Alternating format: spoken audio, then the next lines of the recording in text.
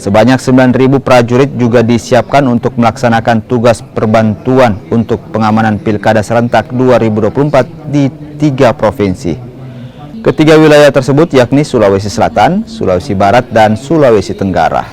Ini disampaikan Pangdam 14 Hasanuddin Maijen Bobi Rinal Makmun pada kegiatan Tudang Sipulung bersama penyelenggara pemilu, ormas, dan mahasiswa.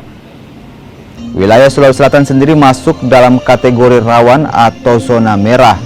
Pangdam 14 Hasanuddin juga menekankan jika netralitas TNI pada Pilkada merupakan harga mati.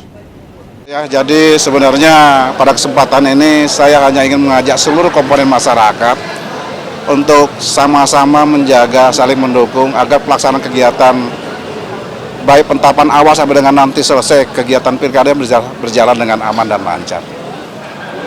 Kalau personel yang disiapkan berapa?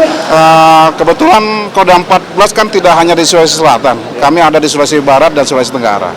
Ya, kita mungkin memperkirakan sekitar 9.000 orang yang kita siapkan untuk membantu melaksanakan tugas perbantuan nantinya kepada kepolisian, khususnya untuk melaksanakan pengamanan Pilkada serentak ini. Kalau ada gimana untuk menjaga independensi Pak TNI di sini? Ya, kita punya netralitas lah, itu sudah diatur dalam undang-undang dan kita pedoman itu bersama.